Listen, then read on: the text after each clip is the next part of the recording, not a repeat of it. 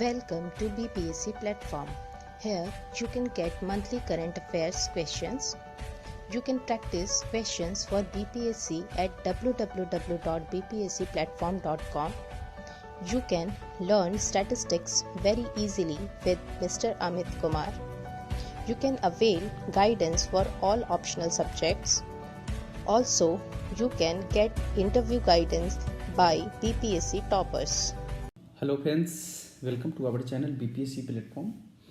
आज हम लोग 65th बीपीएससी मेंस का GS2 सेक्शन है, जनरल स्टडीज सामान्य अध्ययन 2, हम उसके बारे में डिस्कस करेंगे।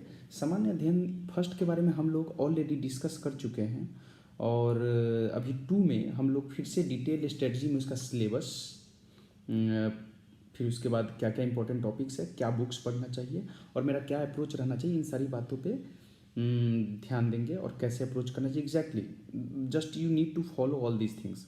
और मैंने मैक्सिमम चीज़ें इंग्लिश में लिखा है, तो हिंदी मीडियम के स्टूडेंट केवल इसको सुन करके भी अपना काम निकाल सकते हैं। तो एक बार पहले वीडियो को कंप्लीट लास्ट तक देखें। और इसी चैनल पे अब हम जैसे करंट अफेयर्स का वीडियो रेगुलर अब पीटी के लिए अपलोड हो रहा है। अब हम लोग एक साइंस टेक जैसे फिजिक्स, केमिस्ट्री और बायो, और इफ पॉसिबल हुआ टाइम मिला, मतलब कि पीटी का डेट अगर आगे बढ़ता है 66 का, तो उसको भी हम लोग यहाँ पर 66 जैसे पीटी हुआ तो उसका हम मैथ का वीडियो भी अपलोड करेंगे इस पर।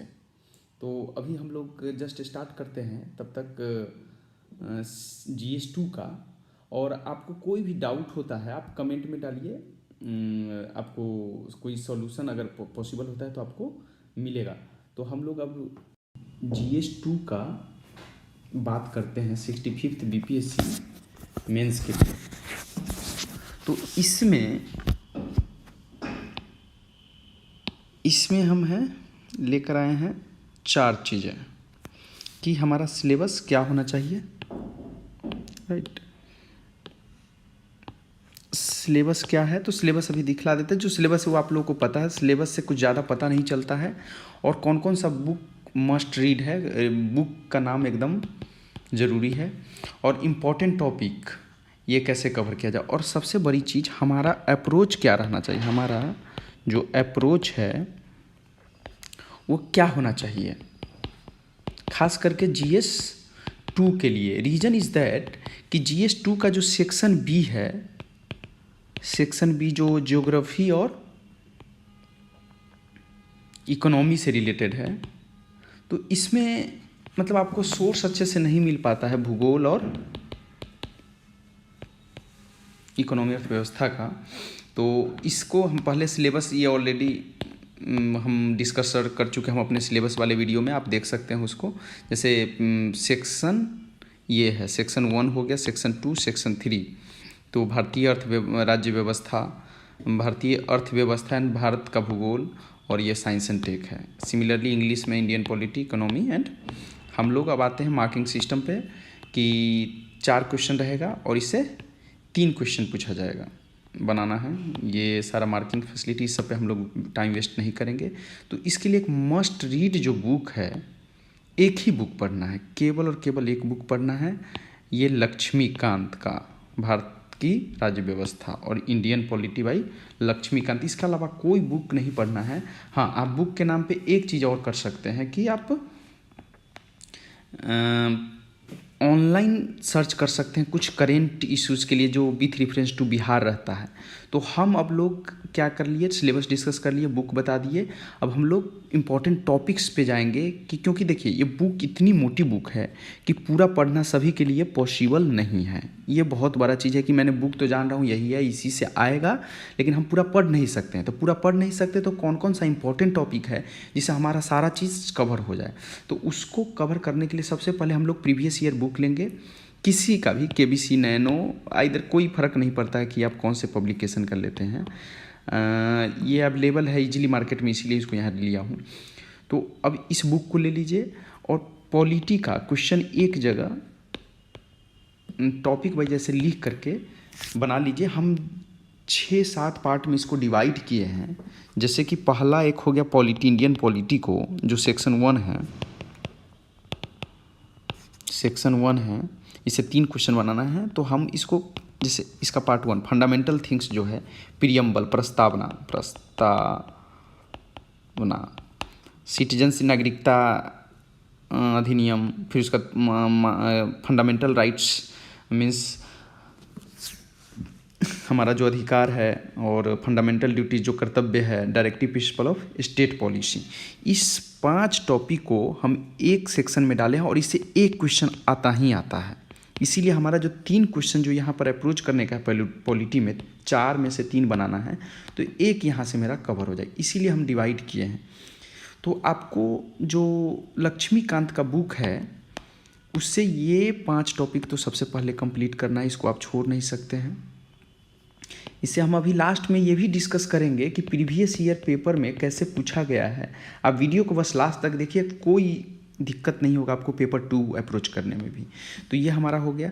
उसके बाद जो बेसिक स्ट्रक्चर ऑफ कॉन्स्टिट्यूशन से रिलेटेड है, इसको 2 सेकेंड पार्ट में डाल रहे हैं, सब सेक्शन हो गया। तो इसमें बेसिक स्ट्रक्चर ऑफ कॉन्स्टिट्यूशन, जिसमें केशवानंद भारती केस है, मिनर्वा मिल केस है, judicial review and judicial activism का डिफिनीशन आप देख लीजिएगा, उससे रिलेटेड केसेस पढ़ लीजिए। उसके बाद due process of law, constitution and constitutionalism.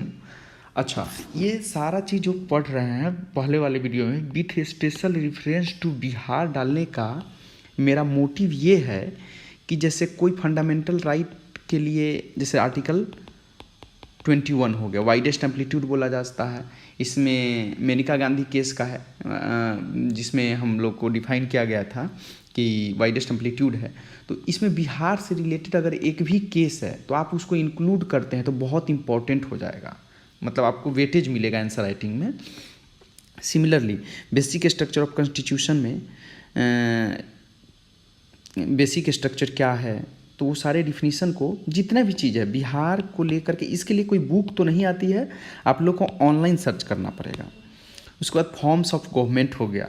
तो फॉर्म्स ऑफ गवर्नमेंट में प्रेसिडेंशियल सिस्टम और पार्लियामेंट्री सिस्टम ऑफ गवर्नमेंट, उसका डिफिनीशन क्या पैटर्न है, किसमें बाइकैमरलिज्म होता है, वो सारे चीज़ें हैं, कहाँ पर प्राइम मिनिस्टर हेड होता है, कहाँ पर प्रेसिडेंट हेड होता है।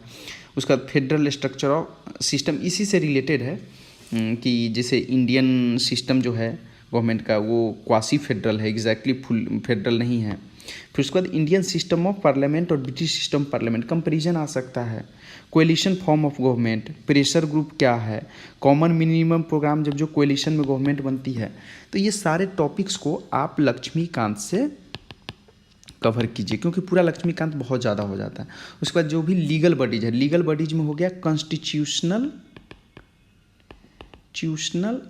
एवं नॉन कॉन्स्टिट्यूशनल बॉडीज हो गया, नॉन कॉन्स्टिट्यूशनल बॉडीज हो गया। तो इसमें अभी नीति आयोग बना हुआ है और इसका फंक्शनिंग क्या है, ये कैसे वर्क करता है, क्या फंड एलोकेट करता है स्टेट को। लोकपाल और लोकायुक्त, इसका search and selection committee, there functioning. फिर उसके बाद सेंटर स्टेट रिलेशनशिप से रिलेटेड जनरली फिनेंशियल डिवीज़न आता है, वहाँ पर इशू आता है, तो सेंट्रल सेक्टर स्कीम हो गया। उसके बाद इंटर स्टेट काउंसिल हो गया, जोनल काउंसिल हो गया। तो ये सारी चीज़ें हो गया। फिनांस कमीशन को भी आप यहाँ पर इंक्लूड कर सकते हैं पॉलिटी वाले सेक्शन का। उसके बाद कॉन्स्टिट्यूशनल स्टैट्यूटरी बॉडी जितने भी है उस सारे को आप कवर कर लीजिए। फिर अगेन मोस्ट इम्पोर्टेंट, ये 3rd सेक्शन हो गया, 3, 4 अगेन 5। इलेक्शन बहुत इंपॉर्टेंट, क्योंकि कमिंग ईयर में इलेक्शन आने वाला है, आने वाला है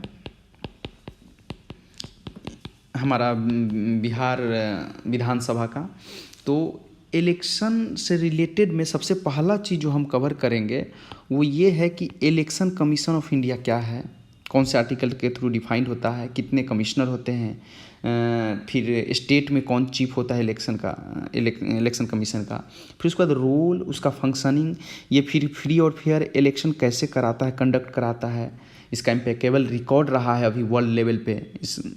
फिर उसके बाद ये जब जो हो गया तो फिर इलेक्शन कैंपेन से क्या समझते हैं, इन सारी चीज़ों को। फिर रोल ऑफ स्टेट और regional party in Indian politics हो गया, importance of language in Indian politics हो गया। फिर उसके बाद एक और आता है role of caste and class in Indian politics और बिहार पॉलिटिक्स। इस सब में रेफरेंस टू बिहार बहुत इम्पोर्टेंट है। रेफरेंस टू बिहार मतलब बिहार में कैसे कंडक्ट कराया जाता है, कास्ट बेसिस पे, क्लास बेसिस पे, एवरीथिंग। अच्छा, इंडियन पॉलिटिकल डेवलपमेंट है। अच्छा, इसमें देख कवर कर लिया हूँ, role of caste and class in politics of India and Bihar. अच्छा, पॉलिटिकल क्रिमिनल नेक्सस, ये आपका यहीं तक कवर हो जाता है। उसके बाद ये दोनों question, that is one of the important question that are regularly asked in the BPSC. जैसे role of governor last year भी आया था, लास्ट ईयर नहीं आया था, फिर उसके मतलब 56-57 में आ गया था, उस टाइप से। फिर उसके बाद पंचायती राज कैसे फंक्शनिंग करता है, मतलब लोकल फॉर्म ऑफ गवर्नमेंट। तो इन सारी टॉपिक्स को आप कवर करेंगे 6, और ये सारे इतना से आपका काम चल जाएगा, पूरा बुक पढ़ने की ज़रूरत नहीं है। 6 टॉपिक मैंने बताया, जिसको मैंने अपने तरीके से समराइज किया हूँ। और इसके बाद एक है कंटेम्प्रेरी इशू, जो करेंट पॉलिटिकल इशूज़ है, मतलब करेंट से रिलेटेड, उसको हम कवर करेंगे। तो यहाँ पर है जैसे अभी सीए बिल है, इससे amendment related in the constitution of India, citizenship amendment act, तो ये सारे सीए हो गया, एनसीआर हो गया, एनपीआर, जो भी अभी न्यूज में चल रहा है, हमको क्या चल रहा है मतलब उससे मतलब नहीं, हमको बुक क्या रिप्रेजेंट करना है, हमको क्वालिटी मटेरियल वहाँ से लेना है, कहाँ पर दंगे हो रहे हैं वो सब we no need to mention regularly, सभी जगह मेंशन नहीं करना है हम लोग को। उसका क्लॉजेज क्या है, क्या इंपॉर्टेंस है, क्या ड्रॉबैक है, वो सारी चीज़ें। फिर आर्टिकल 370, आर्टिकल 370, तो इसमें है formation of union territories of Jammu Kashmir and Ladakh. तो इससे रिलेटेड क्वेश्चन आ सकते हैं, जो पॉलिटी का है, करेंट से पॉलिटी रिलेटेड। फिर अभी कम्युनिस्ट, हिंदू ग्रुप, सेकुलरिज्म, ये सारे चर्चे में है, तो इससे क्वेश्चन रेगुलरली आते रहे हैं, तो हम लोग करेंट में ये एक कवर कर सकते हैं। अयोध्या वर्डिक्ट ये इसी में आ जाएगा। हमारा पॉइंट है कि आपको सभी वाइड एरिया को दिखा देना कि हाँ आप इन सारी चीज़ों को कवर कर सकते हैं। फिर रिजर्वेशन, जैसे 10% EWS को मिल रहा है जनरल कैटेगरी में,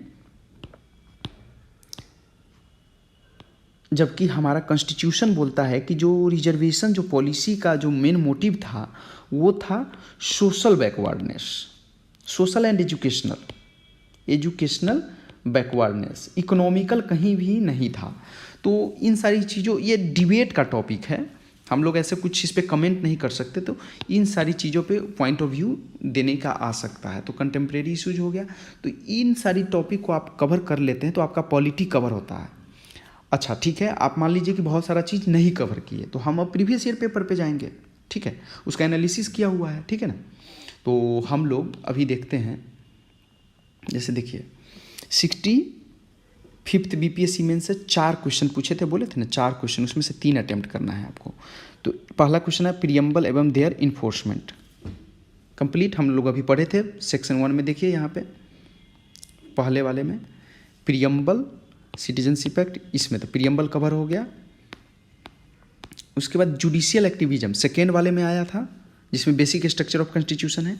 उसके बाद many political parties are ban of Indian constitution, तो ये उसमें आ जाएगा जिसमें बोला था कि स्टेट और रीजनल पार्टी का जो कंट्रीब्यूशन है इंडियन पॉलिटिक्स में, उसके अंदर में ये सारा चीज़ आ जाएगा। Role of governor is very important, आप इस बार आया है फिर भी आप पढ़ेंगे, इसको पढ़ना है।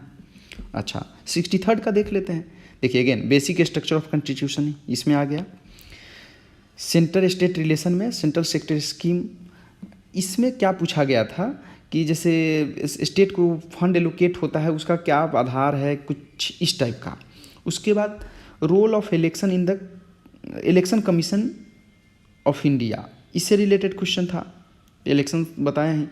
इम्प्लीकेशन ऑफ रीजनल पार्टीज, इसमें इलेक्शन से 2 क्वेश्चन पूछते हैं। Okay, development politics versus descriptive politics, तो इसमें 5 क्वेश्चन पूछते हैं। ये मतलब 63rd में आपको ऑप्शंस ज़्यादा दिए हैं, 3 में बनाना है आपको 5 में से, तो ये थोड़ा सा 1-2 टॉप टॉपिक लगता है कि ज़्यादा दे रहे हैं तो बढ़ा दिया है, ठीक है। फिर अगेन 60 से 62 में आते हैं।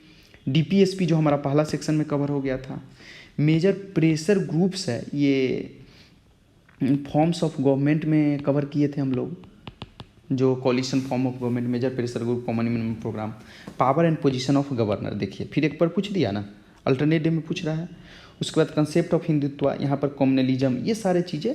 तो अभी हम जैसे ऐसा नहीं है कि हम ये 3 ही साल का दिखाएं, हम अगर अब पिछले फिर अगेन 3 ईयर का दिखाएंगे, जैसे 56 से 59 का दिखाएंगे,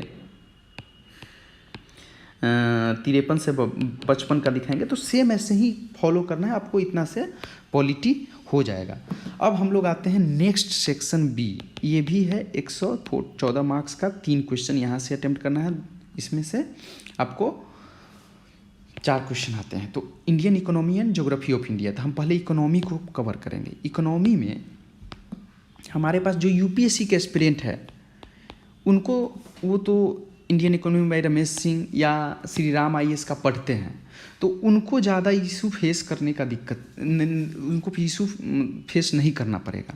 लेकिन जो केवल बीपीएससी का तैयारी करते हैं, इतना मोटी बुक नहीं पढ़ पाते हैं, उनके लिए भी हम NCERT ही सफिशिएंट है। NCERT से हमारा जो PT के लिए हम बताए थे, इससे काम चल जाएगा। जैसे कि कुछ कुछ टॉपिक्स हमको पहले कवर कर लें। सिमिलरली हम पॉलिटी की तरह यहाँ भी आपको कुछ टॉपिक्स कवर करने को बोलेंगे, उसके बाद हम प्रीवियस ईयर पेपर पे चलेंगे। तो इसमें है कि पॉवर्टी, अनएम्प्लॉयमेंट और इनइक्वालिटी, इस पे एक क्वेश्चन फिक्स मतलब इन जनरल आता है। आप इससे रिलेटेड जितना भी चीज़ें कहीं से भी पढ़े, आइदर रमेश सिंह से पढ़े या श्री राम IAS से पढ़े। श्री राम IAS इंग्लिश हिंदी में अवेलेबल नहीं है, नहीं तो फिर आप इस NCERT से आप पढ़ें। तो पॉवर्टी क्या स्टेटस है, जितने कमिटी आई हैं तो कितना परसेंटेज बताया है, क्या इसका एलिमिनेशन टेक्निक है, फिर अनएम्प्लॉयमेंट को कैसे कम किया जाए, अभी क्या रेट है, सारा डायग्राम आप उसमें जितना भी चीज़ है आप ड्रॉ कर सकते हैं। उसके बाद land reform, agriculture and food security, जैसे फूड सिक्योरिटी से लास्ट ईयर क्वेश्चन मतलब 64th में आया हुआ था। एग्रीकल्चर से रिलेटेड जितने टॉपिक है जो इम्पोर्टेंट है, मैं उसी को यहाँ पर डिस्कस करूँगा। फिर इंटरनेशनल ट्रेड एंड WTO, इसमें सब्सिडी भी कवर हो जाएगा, उसके लिए अलग से टॉपिक नहीं पढ़ेंगे। उसके बाद वर्ल्ड बैंक, IMF और other important institution like new development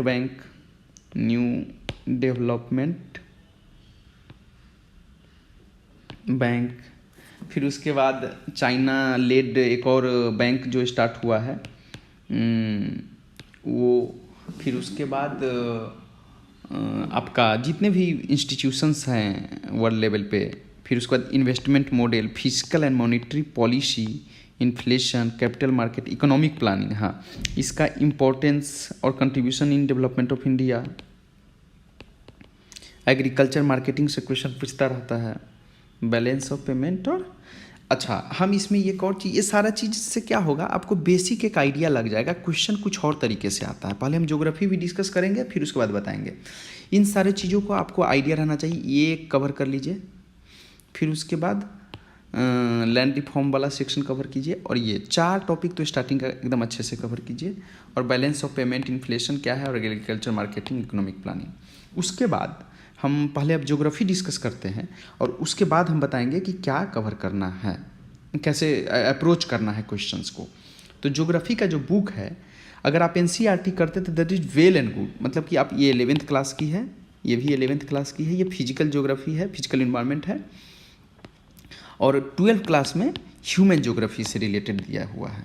इसमें ये है लैंड, इंडियन इकोनॉमी और पीपल ऑफ इंडिया, तो ये कवर कर लेते हैं। और इसके साथ साथ ये बिहार से रिलेटेड आपको अगर डेटा नहीं मिलता है तो ये बुक एकदम ज़रूर लें। ये क्या है, Bihar land, people and economy, VPN Sinha, M Nazim, Firoz, ये ऑनलाइन अवेलेबल है। और इसका मैं कंटेंट एक बार दिखा देता हूँ। देखिए कंटेंट क्या है, जैसे ड्रेनेज सिस्टम बिहार का, सॉइल बिहार का, flood and drought area, land use, agriculture, industries, transport, population, ये सारी चीज़ें इसमें दिया हुआ है। और जो NCERT नहीं पढ़ते हैं वो महेश वर्णवाल प्रेफर किए हैं PT में, तो यहाँ भी आप कवर कर सकते हैं। लेकिन ये एक साथ में ये बिहार वाला जो बुक बताया हूँ इसको एक ले लीजिए। इसका बिहार का कोई भी इस टाइप का बुक जो हिंदी में अवेलेबल हो, हिंदी इंग्लिश में ये अवेलेबल है, हिंदी में देख लीजिए। उसके बाद हम जो ज्योग्राफी ऑफ बिहार है और बिहार, इसको हम 2 सेक्शन में बांट दिए हैं, फिजिकल ज्योग्राफी और एक ह्यूमन ज्योग्राफी और कंटेम्प्रेरी इशूज।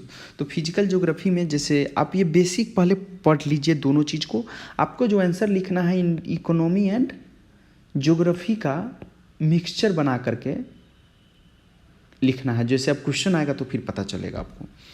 तो स्ट्रक्चर एंड फिजियोग्राफी पता रहना चाहिए, ड्रेनेज सिस्टम पता रहना चाहिए, इवन बिहार का भी जो उस बुक में मिलेगा। दूसरी क्लाइमेट, नेचर एंड वेजिटेशन, ठीक है, सॉइल फिर पता रहना चाहिए।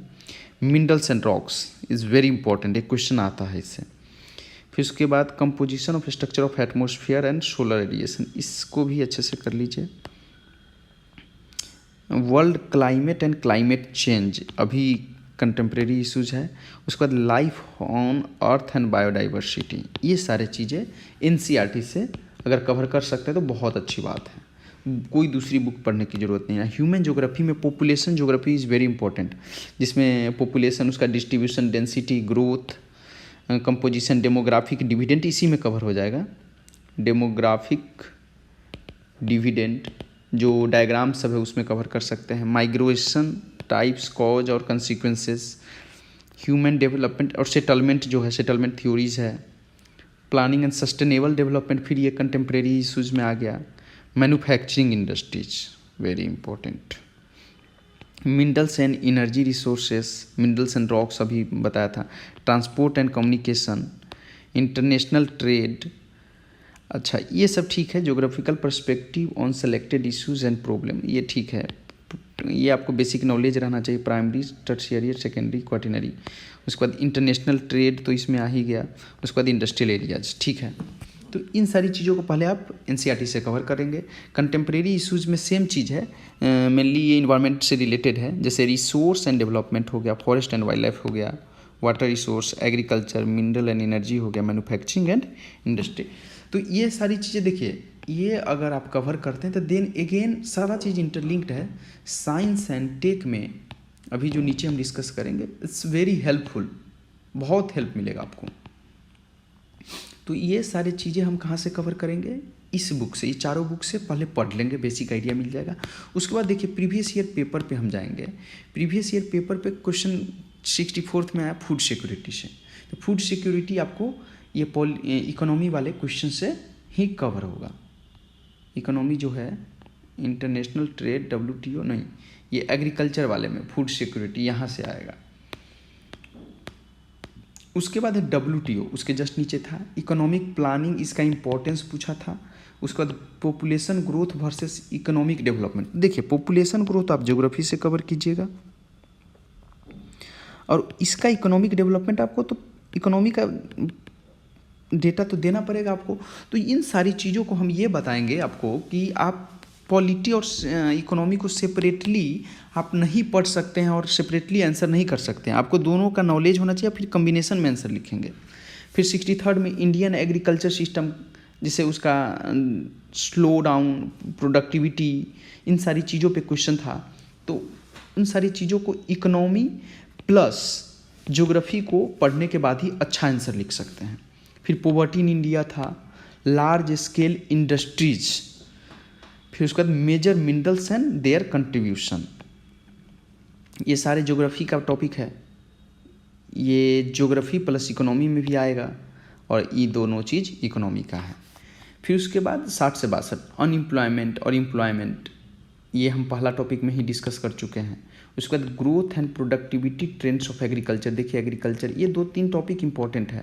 फिर उसके बाद subsidies, merit goods and non merit goods, जिस पे किस पे सब्सिडी मिलना चाहिए, फर्टिलाइजर, उस सारी चीज़ों को हम लोग WTO के अंदर डिस्कस किया जाता है। तो उसमें इंटरनेशनल ट्रेड में ये सारी चीज़ें, इकोनॉमी का, ये फुल्ली इकोनॉमी का टॉपिक है। फिर उसके बाद डिसेंट्रलाइज्ड प्लानिंग। तो इस तरीके से देखा जाए तो कोई भी सेपरेट इकोनॉमी और ज्योग्राफी नहीं है, आपको दोनों पढ़ करके एक अच्छा सा आंसर लिखना पड़ेगा। फिर उसके बाद जैसे देखिए अभी हम लोगों ने कंटेम्प्रेरी इशू ज्योग्राफी का पढ़ा, देखिए ये टॉपिक बस देखिए, वाटर रिसोर्स, एग्रीकल्चर, मिनरल्स, ये सारी चीज़ें। और अब हम साइंस एंड टेक जो 2 क्वेश्चन पूछता है आउट ऑफ 4 में, आउट ऑफ 4, तो इसमें हम बुक लिस्ट की बात करेंगे। तो बुक लिस्ट में एनसीईआरटी से कवर कर सकते हैं तो बहुत अच्छा है, नहीं तो एक मैग्रा हिल्स का रवि पी अग्रहरी का साइंस एंड टेक्नोलॉजी का आता है बुक, विज्ञान और प्रौद्योगिकी का। तो इसके साथ फिर प्रीवियस ईयर वही केबीसी नैनो जो है उसको आप ले लेंगे, उससे प्रीवियस ईयर का क्या ट्रेंड रहा है उससे हेल्प मिलेगा। उसके बाद जो जो अभी तक इम्पोर्टेंट टॉपिक है जैसे न्यूक्लियर एनर्जी, इससे क्वेश्चन पूछता ही है। जैसे एनर्जी रिसोर्सेस में सीधे एनर्जी रिसोर्सेस को दो सेक्शन में बांट लिए, कन्वेंशनल और नॉन कन्वेंशनल में, और एक हो गया रिन्यूएबल एनर्जी सोर्सेज और नॉन रिन्यूएबल एनर्जी सोर्सेज। तो ये न्यूक्लियर हो गया, इसमें नॉन कन्वेंशनल में आ जाएगा, कन्वेंशनल नहीं है। फिर उसके बाद रिन्यूएबल एनर्जी रिसोर्सेज में सोलर एनर्जी, विंड एनर्जी, फिर बायो एनर्जी, इस सब से रिलेटेड क्वेश्चंस, उसका क्या ट्रेंड है, कैसे ये हमारी इकोनॉमी में कंट्रीब्यूट करेगा, पॉल्यूशन से कैसे कंट्रोल मिलेगा। बायोटेक्नोलॉजी और नैनो टेक्नोलॉजी का उतना इंपॉर्टेंस नहीं है लेकिन आप कवर करेंगे इन चीज़ों को। कंप्यूटर से रिलेटेड जैसे सॉफ्टवेयर क्या है, सॉफ्टवेयर का आज के इंडस्ट्री में क्या यूज है, कैसे ये हमारे, ये प्रीवियस ईयर क्वेश्चन आ चुका है ऑलरेडी, आप एक बार देख लीजिएगा 64th का। अच्छा, इसरो को हम इसलिए अलग से लिखे हैं, ये हम स्पेस टेक्नोलॉजी में डाल सकते हैं, स्पेस टेक्नोलॉजी, तो स्पेस टेक्नोलॉजी लेकिन इसरो से ही रिलेटेड, क्योंकि हमारा स्पेस टेक्नोलॉजी मीन्स इसरो ही है। तो इसमें सैटेलाइट का है, तो फिर लॉन्चिंग पैड में हो गया PSLV पहले था, अब हमारा आ गया GSLV जो लॉन्चिंग पैड है, उसके बारे में सैटेलाइट कौन सा लॉन्च हो रहा है, फिर उसके बाद हम लोग अपना मून पे अपना सैटेलाइट भेज रहे हैं, सोलर पे सैटेलाइट सोलर ऑब्जर्वेशन के लिए भेजे हैं, तो उन सारे जो भी अपडेटेड है उसको देखना है। फिर उसके बाद डिफेंस से रिलेटेड, डिफेंस मीन्स यहाँ DRDO, तो अब लेकिन हम लोग आउटसोर्स भी करने लगे हैं और परचेज भी करते हैं, तो intercontinental ballistic missile, surface to surface missile, surface to air missile, air to surface missile, इन सारे चीज़ों का मैकेनिज्म आप एक बार देख ले तो अच्छा रहेगा। फिर उसके बाद टेक्नोलॉजी इंक्लूड्स, फिर DNA fingerprinting, human genome project, human genome project, इन सारी चीज़ों का आप कवर कर सकते हैं। फिर उसका हेल्थ और मेडिकल से रिलेटेड, और सबसे इम्पोर्टेंट है ये आपका इन्वायरमेंट और पॉल्यूशन, सबसे ज़्यादा इम्पोर्टेंट है। इतना सारा चीज़ तो टेक्नोलॉजी से रिलेटेड हो गया, जो आपका क्वेश्चन आएगा ये रिन्यूएबल एनर्जी और न्यूक्लियर एनर्जी से कुछ आ जाएगा और एक से स्पेस से आ जाएगा, बाकी इन्वायरमेंट एंड पॉल्यूशन से रिलेटेड आ जाएगा और सस्टेनेबल डेवलपमेंट से। अभी देखिए क्वेश्चन डिस्कस कर लेते हैं। 64th BPSC मेंस में वाटर शॉर्टेज और रिवर सिस्टम क्वेश्चन था कि मतलब लार्ज स्केल पे हमारा रिवर सिस्टम एकदम फैला हुआ है नॉर्थ इंडिया में, फिर भी वाटर शॉर्टेज कैसे हो जाता है और इसका निदान क्या है। तो ये इसका कोई एक साइंस एंड टेक्नोलॉजी वाला आंसर नहीं है, ये इन्वायरमेंट का टॉपिक हो गया और पॉल्यूशन से रिलेटेड हो गया। तो ये हमारा जो ज्योग्राफी का भी पढ़ रहे थे, contemporary resource, forest wild life resources, water resources, यहाँ से होगा। तो हमारा NCERT इस बहुत फ़ायदेमंद की चीज़ है। उसके बाद energy demand and supply gap, जैसे कि डे बाई डे एनर्जी का सोर्सेस भी बढ़ रहा है और फिर भी डिमांड बढ़ता जा रहा है। अच्छा, एक और अभी लेटेस्ट क्वेश्चन था, types of waste and their disposal. तो अभी वेस्ट मैनेजमेंट पे एक रेगुलेशन बना है गवर्नमेंट ऑफ इंडिया के द्वारा 2017 आई थिंक, हाँ 16, 17 या 18 में। तो उसके क्लॉज को पढ़ करके हम उसको सॉल्व कर सकते हैं। और एक स्मार्ट सिटीज, तो इसका साइंस एंड टेक्नोलॉजी से डायरेक्ट को रिलेशन नहीं है, एक्चुअली ये इन्वायरमेंट को कवर करते हुए बन रहा है। फिर अच्छा 63rd में न्यूक्लियर टेक्नोलॉजी पे पूछ दिया, सैटेलाइट लॉन्चिंग पे पूछ दिया, फिर उसका सॉफ्टवेयर एंड इट्स यूज और डेवलपमेंट और ग्लोबल वार्मिंग, फिर एक इन्वायरमेंट से पूछ दिया। अच्छा 60 से 62 में ग्रोइंग एनर्जी नीड, ये आपका फिर से एनर्जी गैप, यहाँ एग्जैक्टली क्वेश्चन वही रहता है, आपको लिखने का तरीका ऐसा दे देता है ताकि आपको थोड़ा सा अलग लगे। अचीवमेंट ऑफ इसरो, देखिए ये फिर सैटेलाइट टेक्नोलॉजी अभी कहीं था ना हमारा, ये सैटेलाइट से, ये दोनों कॉमन है।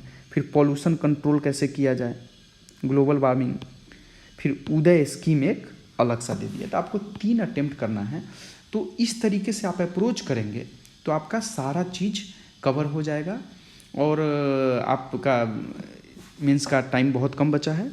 तो अभी हम लोग इसके बाद स्टैटिस्टिक्स का वीडियो अपलोड करेंगे। पीटी का 65th पीटी का रिजल्ट आ जाने देते हैं, तब तक हम आपको कुछ दिन में 10 दिन में सारा चीज़ कवर हो जाएगा। तब तक के लिए धन्यवाद।